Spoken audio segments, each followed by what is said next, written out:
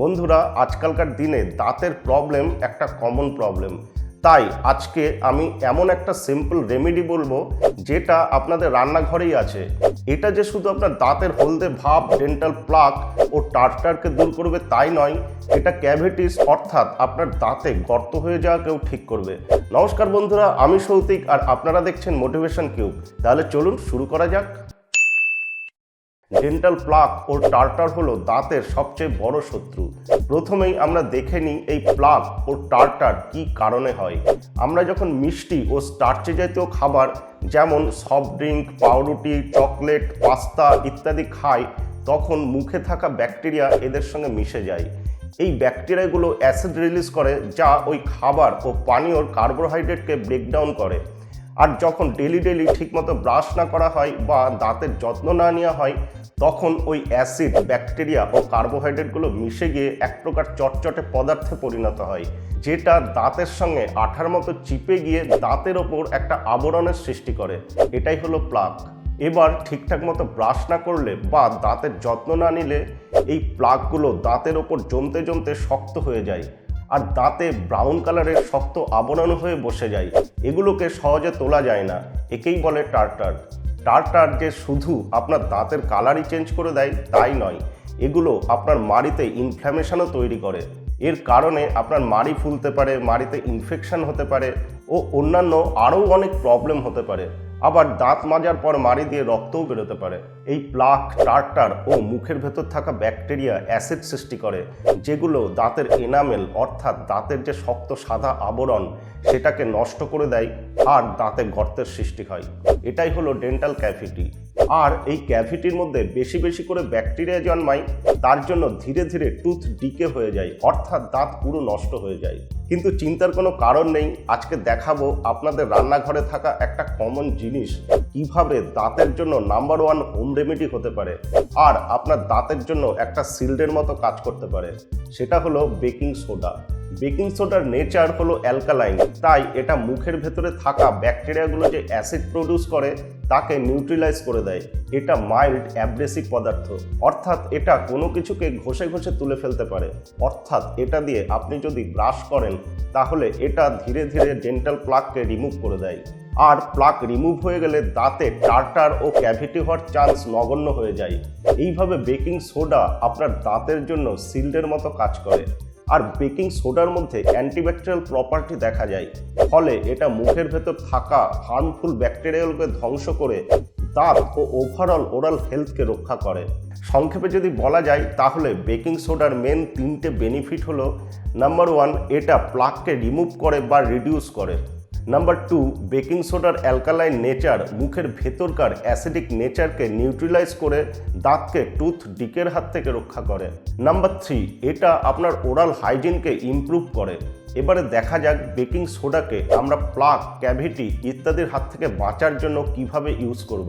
এটা খুবই সহজ। তার জন্য আপনারা 1 টিস্পুন বেকিং সোডা একটা কাঁচের বাটিতে নিয়ে নিন আর তার সঙ্গে সমপরিমাণ জল দিয়ে একটা পেস্ট তৈরি করুন। এবার আপনার ব্রাশে এই পেস্টটাকে নিয়ে ভালো করে দাঁত মাজুন। মিনিট খানেক ধরে খুব ভালো করে মাড়ি ও দাঁতে ব্রাশ বুলিয়ে দাঁত মাজুন। ব্রাশের ডিরেকশন থাকবে ওপর থেকে নিচে আর নিচ থেকে ওপরে, এইভাবে। আর দাঁত ও মাড়ির সংযোগস্থলে খুব ভালো করে মাজুন। এইভাবে আপনাদের মিনিট খানেক ধরে দাঁত মাজতে হবে। তারপর মুখে জল নিয়ে খুব ভালোভাবে কুলকুচি করে ধুয়ে নিন।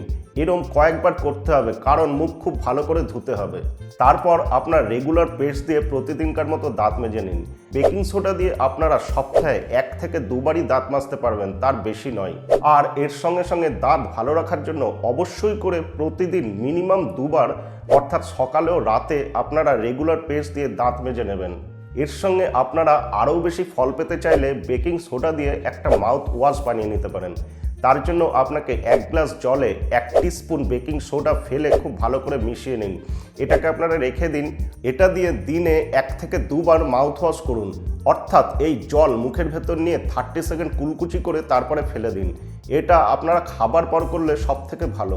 এছাড়াও আপনার দাঁতকে সুরক্ষিত রাখলে আপনাদের কিছু বেসিক হ্যাবিটস ফলো করতে হবে। তার মধ্যে প্রথমটা হলো ডেলি অন্তত 2 বার ব্রাশ আপনাকে করতেই হবে। আর রেগুলার ফ্লসিং আপনাকে করতে হবে, যাতে করে দাঁতের মধ্যে যদি কোনো খাবার আটকে থাকে তা বেরিয়ে যায়, এতে ডেন্টাল প্লাকও রিমুভ হয়। তার জন্য একটা সুতো নিয়ে দুটো দাঁতের মধ্যে ঢুকিয়ে এদিক ওদিক করতে হয়, যাতে করে ওই দাঁতের মধ্যে যদি কিছু খাবার জমে থাকে সেগুলো বেরিয়ে যায়। একেই বলে ফ্লসিং। দাঁতের রেগুলার চেক আপ অবশ্যই করান, কারণ দাঁতে কোনো সমস্যা হচ্ছে কিনা বা ডেন্টাল প্লাক জমছে কিনা এটা দাঁতের ডাক্তাররাই খুব ভালো বলতে পারবে। আর যদি আপনার লেট হয়ে গিয়ে থাকে তখন হোম রেমেডি খুব তাড়াতাড়ি কাজ না করে, তবে দাঁতের ডাক্তাররা প্রফেশনালি ডেন্টাল প্লাক ও টার্টারকে ভালোভাবে রিমুভ করতে পারবে। তাই হোম রেমেডি তো ইউজ করবেনই, তার সঙ্গে সঙ্গে দাঁতের এক্সট্রা কেয়ারের জন্য ডেন্টিস্টের কাছে গিয়ে অবশ্যই দাঁতের রেগুলার চেক আপ করান।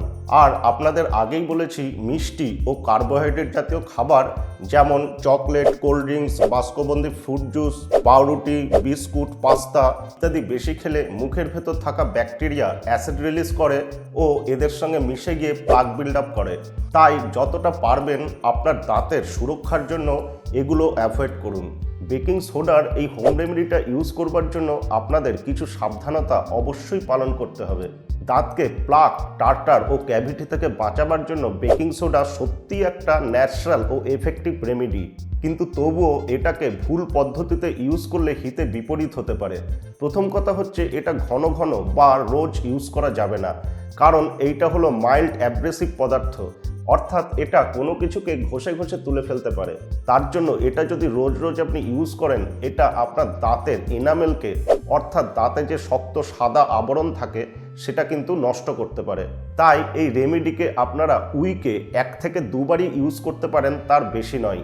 আর বেকিং সোডা কিন্তু আপনার রেগুলার টুথপেস্টের রিপ্লেসমেন্ট নয়, তাই এটাকে আপনারা শুধুমাত্র হোম রেমেডি হিসেবেই ইউজ করতে পারবেন, কারণ বেকিং সোডার মধ্যে ফ্লুরাইড নেই, যেটা দাঁতের জন্য খুবই ইম্পর্টেন্ট একটা জিনিস। ফ্লুরাইড হলো একটা ন্যাচারাল এলিমেন্ট, যদিও এটা আমাদের দাঁতে ও হাড়ে থাকে, তবুও এটা আমাদের রেগুলার টুথপেস্টে দেয়া থাকে দাঁতের এক্সট্রা কেয়ারের জন্য। এই ফ্লুরাইড আমাদের দাঁতের এনামেলকে স্ট্রং করে, ডেন্টাল প্লাক ও ক্যাভিটিকে প্রিভেন্ট করে ও টুথ ডিকের এগেনস্টে এক্সট্রা শিল্ডের মতো কাজ করে। তাই রেগুলার ফ্লুরাইডযুক্ত টুথপেস্টই আপনাকে ইউজ করতে হবে। বেকিং সোডা ছাড়াও আরও অনেক ন্যাচারাল রেমেডি আছে, যেগুলো আপনারা দাঁতের নানান সমস্যা যেমন ক্যাভিটি, ডিকে ও পোকা লাগার হাত থেকে বাঁচাবার জন্য আপনারা ইউজ করতে পারেন। এই রকমই বেশ কিছু ন্যাচারাল ও এফেক্টিভ রেমেডির সম্পর্কে আপনারা যদি জানতে চান, তবে এই ভিডিওতে ক্লিক করে এই ভিডিওটা অবশ্যই দেখুন। এখানে আমি বেশ কয়েকটি রেমেডির সম্পর্কে বলেছি, যেগুলো আপনাদের মাড়ি, দাঁতের বিভিন্ন সমস্যা, ক্যাভিটি, প্লাক, টুথ ডিকে ও ওভারঅল ওরাল হেলথের ক্ষেত্রে দারুণ কাজ করে। ভিডিওটা ভালো লাগলে লাইক, শেয়ার ও কমেন্ট করে অবশ্যই জানান। আর এই চ্যানেলে নতুন হলে প্লিজ সাবস্ক্রাইব করে অবশ্যই পাশে থাকবেন। ভালো থাকুন, সুস্থ থাকুন, বাই।